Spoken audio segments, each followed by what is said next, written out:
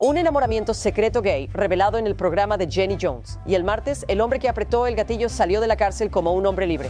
Ryan Nichols, quien originalmente estaba en el tribunal para ser juzgado nuevamente por un cargo de violación, dominó a una agente del condado de Fulton dentro del juzgado, la golpeó y le robó su pistola. Y ese fue el comienzo de una alocada matanza. Los juzgados son generalmente un lugar para resolver disputas legales e impartir justicia. Es un lugar que determina el destino de una víctima o un criminal. Pero hay ocasiones en que las intenciones toman un giro inesperado y los reclusos se encuentran en el centro de atención de una pelea o asesinatos brutales en la sala del tribunal. Acompáñanos mientras nos adentramos en las historias de 10 convictos que fueron asesinados en la sala. Número 10. Brian Nichols. Brian Nichols era un hombre cuya vida estaba tejida con hilos de promesa y agitación. Nacido en un mundo de orígenes humildes, desafió las probabilidades, superando la adversidad para lograr un atisbo de éxito. Pero fue un fatídico día de marzo el que grabaría su nombre en los anales de la historia trágica. Cuando era niño, Brian albergaba sueños de una vida mejor, una vida alejada de las dificultades que marcaron sus primeros años. Con un hambre insaciable de conocimiento, buscó refugio en los libros, sumergiéndose en mundos mucho más grandiosos que el suyo. La biblioteca se convirtió en su santuario, un lugar donde podía escapar de las duras realidades de su entorno y vislumbrar un futuro lleno de promesas. Se graduó de la Escuela Cardinal Gibbons en Baltimore, Maryland, en 1989. Asistió a la universidad en la Universidad de Kutztown de Pensilvania, en Kutztown, Pensilvania, durante 3 semestres desde 1986 hasta 1990. Mientras asistía a la universidad, jugó como linebacker en su equipo de fútbol americano. Nick Purjane, su amigo que jugaba al fútbol americano con Nichols en Kutztown, dijo: «La imponente presencia física de Nichols y sus habilidades en artes marciales le valieron una reputación como alguien con quien tener cuidado». Pero fue durante este tiempo que comenzó a seguir bandas. Los registros del condado de Berks mostraron que Nichols había sido arrestado al menos 3 veces durante su corta estadía en la universidad. En 1990 fue acusado de amenazas terroristas, agresión simple, alteración del orden público y acoso derivado de un incidente en un comedor universitario según documentos judiciales. Se declaró culpable de los 2 cargos menores y los otros fueron retirados. El año siguiente, Nichols fue arrestado 2 veces al mes por allanamiento de morada, travesuras criminales y desorden público. Esos cargos fueron retirados posteriormente. Después de su breve estancia en Kutztown, Nichols fue al Newberry College desde 1992 hasta 1993 y jugó fútbol americano allí. El portavoz atlético, Ryan Gross, dijo que durante ese tiempo, Nichols fue expulsado del equipo de fútbol por robar en una habitación del dormitorio. Nichols abandonó la escuela en 1995 y se mudó a Georgia. Trabajó para Hewlett Packard durante 8 años como ingeniero de sistemas Unix. El último empleo de Nichols fue como ingeniero informático para una subsidiaria logística de la gigante de envíos con sede en Atlanta, UPS. El portavoz de la empresa, Norm Black, dice que Nichols se unió a la unidad en marzo de 2004 y se fue en septiembre de 2004, lo cual fue porque fue arrestado en el caso de violación. Según su hermano, Nichols ganaba un ingreso de 6 cifras, asistía regularmente a la iglesia como todo buen cristiano y tenía una vida que le iba bien. El delito que lo llevó a juicio fue por la brutal agresión de su exnovia de 8 años tras su ruptura. Después de descubrir que estaba saliendo con Chris Rowell, un ministro de su iglesia, Nichols irrumpió en su casa, la ató con cinta adhesiva a punta de pistola y la violó. Fue acusado de violación, agresión agravada con intención de violar, sodomía agravada, robo, detención ilegal y posesión de un arma de fuego durante la comisión de un delito. En la corte, Nichols había dicho a las personas en el tribunal: «No me voy a rendir», cuando se enteró de que sería juzgado nuevamente. Los amigos de Nichols advirtieron a la oficina del fiscal de distrito que podría intentar escapar, y un amigo le dijo a los fiscales que Nichols planeaba escapar y le pidió que dejara una tarjeta de crédito en el bolsillo del saco que usaría en el tribunal. Incluso su madre biológica también envió un correo electrónico a la oficina del sheriff del condado de Fulton para decirles que creía que su hijo podría intentar tomar el arma de un oficial. El nuevo juicio comenzó la semana siguiente, y la tensión aumentó aún más 2 días antes de la serie de crímenes, cuando los agentes que escoltaban a Nichols desde el juzgado hasta su celda notaron algo en sus zapatos. Encontraron 2 armas punzantes, típicas de las cárceles, hechas de metal que posiblemente provenían de una bisagra de puerta.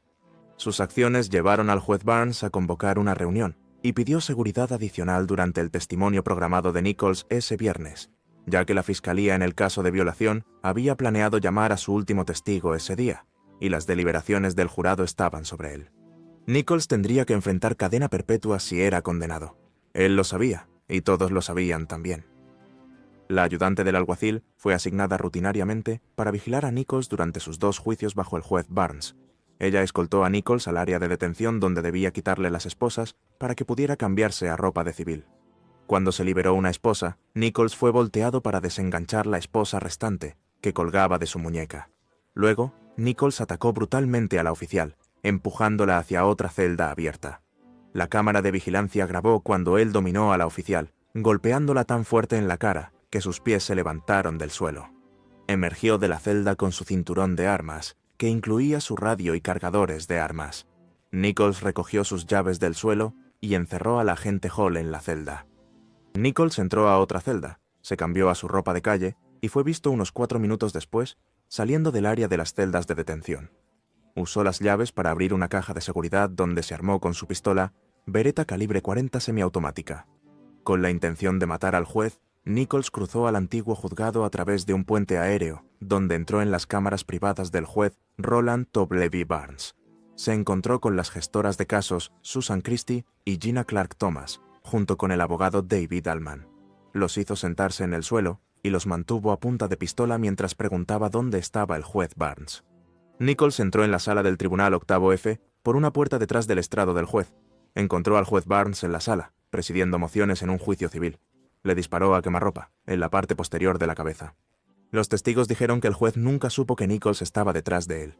Nichols examinó la mesa de la fiscalía, aparentemente en busca de los asistentes del fiscal de distrito, que lo estaban procesando, y cuando vio que no estaban en la sala, bajó el arma y disparó a Julie Brandau, la reportera del tribunal, en la cabeza.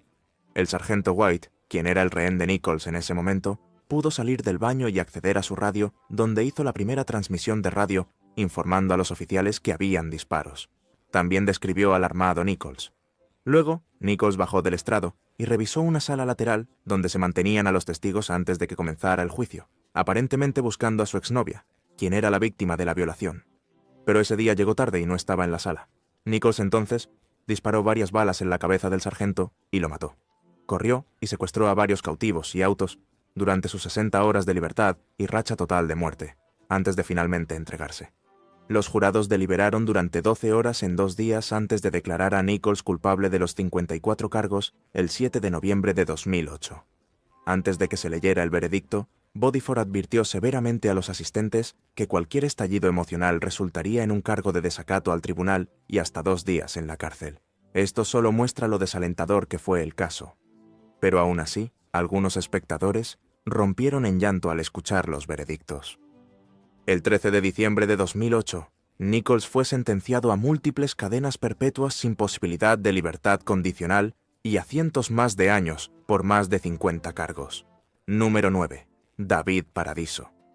Eileen Pettit, una hermosa chica rubia, tuvo una relación amorosa que duró solo unas pocas semanas, pero cuestionó toda nuestra comprensión del amor y los malentendidos de las parejas, ya que esto fue lo que le arrebató la vida.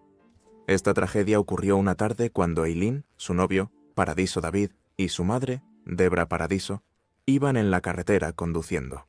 Con la madre de Paradiso conduciendo, él y su novia tuvieron una seria discusión en la que él finalmente apuñaló a su novia de 20 años en el cuello. Luego obligó a su madre a conducir hacia el bosque, donde arrojó el cuerpo sin vida de Eileen al costado del camino. Después de ser capturado, tuvo varios juicios. En uno de sus juicios, durante el interrogatorio, siguió diciendo que mató a Eileen porque merecía morir, cambiando así sus declaraciones anteriores. Luego decidió enfrentar al rincón del juez y atacó al juez con un arma, lo que llevó a un oficial a dispararle 5 veces. Debra Paradiso dijo que su familia había estado tratando de alertar a las autoridades de que David Paradiso estaba actuando de manera mentalmente inestable, pero los oficiales no escucharon. Su familia demandó al tribunal por su muerte, afirmando que él tenía algunos problemas mentales y que se debería haber utilizado otra medida para salvar al juez, pero su caso fue desestimado porque la acción tomada por el oficial fue la acción correcta. Estaba entrenado para actuar en situaciones como esa. Algunas personas especulan que Paradiso quería que le dispararan, por eso atacó al juez. ¿Crees que su familia estuvo equivocada al demandar por esta muerte? Número 8. Slobodan Praljak. Bueno, no todo lo que brilla es realmente oro. Esto es especialmente cierto para personas que lo tienen todo, y son muy envidiadas. El nombre de Slobodan Praljak resuena con una resonancia única, ya que su historia es de audaz desafío frente a la justicia. nacido en 1945. A los 5 años, en Kapulgina, Yugoslavia, los primeros años de Pralchak ofrecían pocas pistas del infame camino que seguiría. Tenía diplomas en ingeniería, filosofía, sociología y teatro, y se destacó como una figura polimorfa experta tanto en ciencias como en artes. Fue profesor en los años 70 y 80, y enseñó obras de filosofía y sociología, trabaja como director de teatro, produce películas de televisión y documentales, y es un reconocido magnate de negocios que posee una gran tienda de electrónicos. Sin embargo, bajo este intelecto sobresaliente, yacía un alma compleja y profundamente perturbada. Praljak se unió al ejército en 1991 durante la independencia, se unió al ejército de Croacia cuando estallaron las guerras en Yugoslavia, y pronto fue ascendido al rango de general de división. Durante este tiempo, participó en varios crímenes de guerra, y cerró los ojos a otros que no ordenó. Después de la guerra, se dedicó por completo a los negocios, pero el karma lo alcanzó y fue sentenciado a prisión. Sus soldados estaban reuniendo a musulmanes en Prozor y cometiendo diferentes formas de crímenes de guerra contra ellos. Praljak tampoco actuó sobre la información de que se estaban planeando asesinatos, así como ataques a miembros de organizaciones internacionales y la destrucción del antiguo puente histórico de la ciudad y mezquitas después de escuchar el veredicto. A medida que avanzaba el juicio, la actitud de Praljak oscilaba entre la compostura estoica y destellos de emoción pura. La sala del tribunal se convirtió en un escenario donde los pecados de una nación se exponían al mundo para que todos los presenciaran. El peso de sus presuntos crímenes recaía sobre él, grabado en las líneas de su rostro curtido. Detrás de esos ojos penetrantes se podía discernir la psique torturada de un hombre luchando con sus demonios. El general Praljak se levantó y llevó su mano a la boca, echó la cabeza hacia atrás y pareció tragar un vaso de líquido. «He tomado veneno», dijo. La jueza presidenta Carmela Gius suspendió inmediatamente el proceso y se llamó a una ambulancia, pero él murió antes de llegar al hospital. El audaz acto de Praljak, tanto trágico como enigmático, dejó un legado de preguntas sin respuesta. ¿Fue un acto de remordimiento, un intento de recuperar agencia sobre su narrativa, o simplemente un acto final de desafío contra un sistema que percibía como injusto? En su desaparición, Praljak se convirtió en un símbolo de las complejidades y contradicciones que definen la búsqueda de justicia después de un conflicto. Su vida, marcada por el brillo y la brutalidad, sirve como testimonio de la capacidad humana tanto para crear como para destruir. Al final, el nombre de Praljak está grabado en la historia no solo como un criminal de guerra, sino como un hombre cuyas acciones desafiaron la esencia misma de la justicia. Número 7. Klaus Grabowski. Muchas veces escuchamos historias de lo tristes y devastadas que quedan las familias de las víctimas después de perder a sus seres queridos de manera ilegal y dolorosa, pero esta madre tomó el asunto en sus propias manos. Esta es Marian Bachmeier, una mujer alemana que disparó y mató a Klaus Grabowski, el hombre que violó y asesinó a su hija, Anna. Este incidente ocurrió en el Tribunal del Distrito de Lübeck en 1981. Mirando el trasfondo de Marianne, no la culparías por el acto que llevó a cabo por dolor. Retrocedamos al 3 de junio de 1950, cuando nació Marianne. Crecer en un hogar empobrecido fue muy traumático para ella. Sumado a todo esto, su madre la abandonó cuando era adolescente y nunca volvió. No mucho después de que su madre se fue, quedó embarazada a los 16 años, pero tuvo que dar al niño en adopción. A los 18, se quedó embarazada de nuevo, y aún así, dio al niño en adopción porque no podía cuidarse a sí misma, y menos a otro ser humano. Unos años después, dio a luz a su tercera hija, Anna, y decidió quedársela. Para mantenerse a sí misma y a su hija, tuvo que trabajar en un bar local donde compartía vecindario con Klaus Grabowski, el asesino de niños. Klaus Grabowski era muy conocido en la comunidad y entre las fuerzas del orden. Había recibido una sentencia de libertad condicional en 1973 por estrangular a una niña de 6 años. En un segundo ataque solo un par de años después, abusó sexualmente de 2 niños de 9 años. Anna fue lamentablemente una de sus víctimas. En la mañana del 5 de mayo de 1980, Anna discutió con su madre. Estaba molesta y quería ver a una amiga suya, así que Anna decidió faltar a la escuela ese día. Poco después de salir de su casa fingiendo ir a la escuela, Anna fue atraída a un apartamento por un vecino, Klaus Grabowski, un carnicero de 35 años, con la promesa de que podría jugar con sus gatos. Grabowski agredió sexualmente a Anna durante varias horas antes de estrangularla con un par de medias de su prometida. Ató su cuerpo usando habilidades que había aprendido en su profesión. Grabowski colocó el cuerpo de Anna en una caja y la enterró en la orilla del canal local, en una tumba poco profunda. Cuando su prometida regresó a casa del trabajo esa tarde y se enteró de lo que había hecho, inmediatamente contactó a la policía. Los investigadores descubrieron los restos de Anna y arrestaron a Grabowski por su secuestro, violación y asesinato. Durante su juicio, Grabowski testificó que la niña de 7 años, Anna, había intentado seducirlo y que la había matado porque ella había amenazado con contarle a su madre sobre el ataque a menos que él le diera dinero. Marie Buckmeyer se sintió personalmente ofendida por las acusaciones de Grabowski sobre su hija. Marianne no tomó estas acusaciones a la ligera y le disparó 8 veces, causando su muerte instantánea. Marianne fue condenada por homicidio y posesión ilegal de un arma de fuego. Fue sentenciada a 6 años, pero liberada bajo fianza después de cumplir 3. Buckmeyer se mudó al extranjero antes de regresar a la prisión en Alemania, después de ser diagnosticada con cáncer de páncreas. Murió a los 46 años y fue enterrada junto a su hija, Anna, en el cementerio Burgtor, en Lübeck. Esta historia es prueba de hasta dónde puede llegar una madre para proteger a su hijo, incluso si eso significa que el hijo ya no está. Número 6. Jonathan Smith. ¿Alguna vez has visto el programa de televisión de Jenny Jones? Si no lo has hecho, definitivamente deberías. Esta historia que estás a punto de ver es un giro de diversión y comedia que rápidamente se convirtió en homicidio. En el programa, Jonathan, quien tenía 24 años, fue invitado al programa de televisión de Jenny Jones porque alguien tenía un gran enamoramiento con él y quería decírselo públicamente. Bueno, como reaccionaría cualquiera, se sonrojó y estaba ansioso por saber quién era la dama. Pero su diversión se tornó amarga muy rápido cuando Amedur Scott reveló públicamente en el episodio que él era el admirador secreto. Schmitz le agradeció calmadamente y afirmó que era heterosexual, pero halagado por la revelación. 3 días después, tras el show en la mañana del 9 de marzo, Amedure dejó una nota de contenido sexual sugerente en la puerta del apartamento de Schmitz. En respuesta, Schmitz compró una escopeta de calibre 12, confrontó a Amedure en su casa, disparó 2 tiros en el pecho de Amedure y llamó al 111 para confesar su homicidio. Schmitz fue acusado de asesinato en primer grado y de cometer un delito grave con un arma de fuego. Para condenarlo por asesinato en primer grado, los fiscales deben probar que el asesinato fue premeditado. Si es condenado por este cargo, Schmitz enfrenta cadena perpetua sin posibilidad de libertad condicional. Al jurado se le permite considerar cargos menores, como asesinato en segundo grado u homicidio, así que recibió de 25 a 50 años de prisión, que todavía está cumpliendo. En defensa, Jenny Jones insistió en que el programa, que nunca se emitió, no estaba relacionado con el tiroteo. Ella afirmó que a Schmitz se le dijo que su admirador podía ser hombre o mujer, aunque la defensa sostuvo que los productores del programa hicieron creer a Schmidt que su admirador secreto era una mujer. Bueno, esto afectó al Jenny Jones Show hasta que dejó de emitirse el 21 de mayo de 2003. Ahora es el momento de la elección del suscriptor de hoy. En una sala de tribunal tenuemente iluminada, el aire estaba cargado de tensión. Una adolescente, con su rostro una mezcla de desafío y miedo, se encontraba en el centro de la sala, el peso de sus acciones asentándose con fuerza sobre sus jóvenes hombros. Fue condenada por un delito que cometió, y la gravedad del momento pendía en el aire como una densa niebla.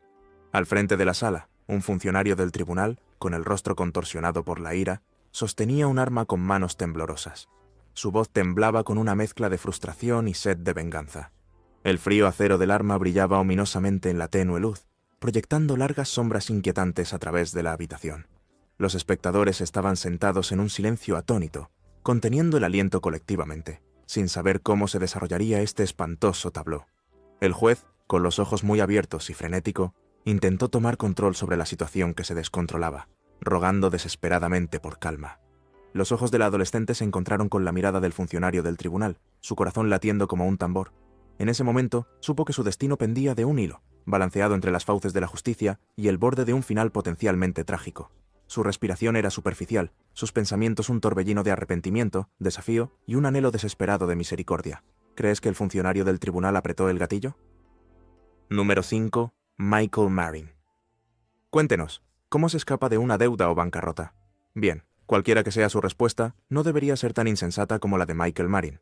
Aquí está una historia divertida pero trágica de un financiero estadounidense, abogado, excomerciante de Wall Street y millonario que murió por suicidio después de ingerir cianuro, una sustancia venenosa, tras ser condenado por incendio premeditado. Michael Marin era un hombre que una vez trabajó en finanzas, pero se hizo conocido por un evento muy extraño. En torno a 2009, fue declarado culpable de incendiar intencionalmente su propia gran casa en Arizona. Hizo esto con la esperanza de obtener dinero de su compañía de seguros. Esta historia llamó mucho la atención porque fue muy inusual. Después de que el tribunal lo declarara culpable en 2012, ocurrió algo impactante. Justo allí en la sala del tribunal, la gente vio a Michael Marin tragando lo que parecía veneno, algo muy peligroso. Aunque los médicos intentaron ayudarlo, no pudieron salvarlo. Falleció allí mismo. Esto hizo que toda la situación fuera aún más misteriosa y desconcertante. Surgieron muchas preguntas y la gente no podía entender por qué hizo lo que hizo. Esta historia sigue siendo un tema de interés para aquellos que siguieron el juicio. Nos recuerda que las personas a veces pueden hacer cosas difíciles de entender, incluso en casos legales importantes. La historia de Michael Marin permanece en la mente de las personas por su extraño e inesperado final. Número 4. William Stryer. Bueno, hemos visto diferentes casos de asesinato dentro de la sala del tribunal, pero este anciano sin antecedentes penales decidió tomar su venganza fuera de la sala del tribunal.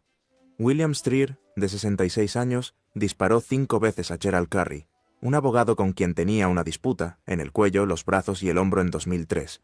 Un camarógrafo de televisión que cubría el asesinato con el juicio del actor Robert Blake grabó la escena mientras Stryer disparaba con 2 armas, mientras Curry se movía, esquivaba y se agachaba detrás de un árbol delgado. Después del tiroteo, Stryer guardó tranquilamente sus armas y se alejó, diciendo: «Eso es lo que obtienes por tomar mi dinero». Le dieron cadena perpetua más una condena de 25 años. No estamos muy seguros de cuál fue la disputa, pero mucha gente encuentra este veredicto bastante estricto, especialmente para su edad. Número 3. Ciail Angelau. Ciail Angelau, un miembro de la banda Tongan Crip, se convirtió en una figura destacada debido a un dramático incidente en la sala del tribunal que ocurrió en 2014.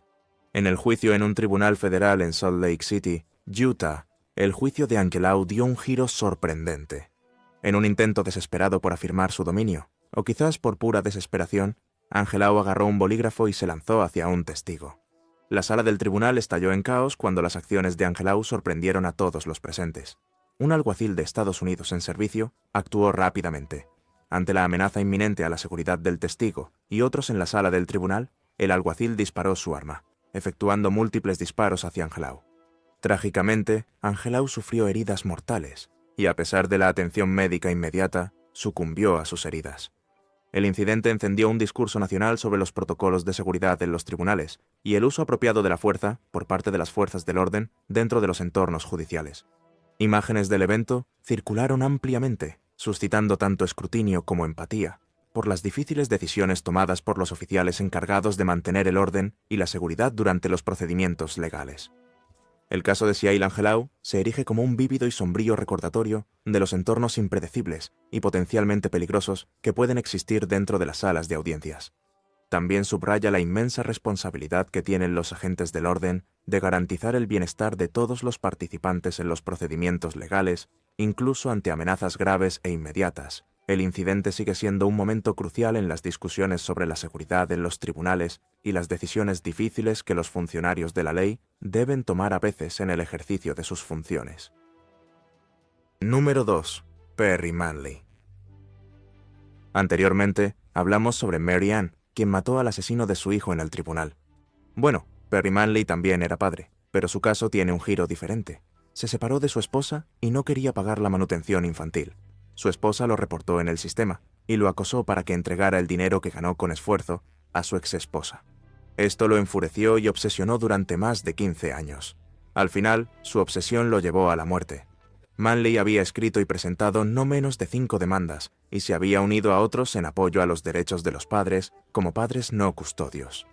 Al ser obligado a pagar manutención por sus 3 hijos, Manley afirmaba que era una forma de servidumbre involuntaria, donde un hombre es forzado a trabajar para mantener a un hijo del que no es responsable de criar.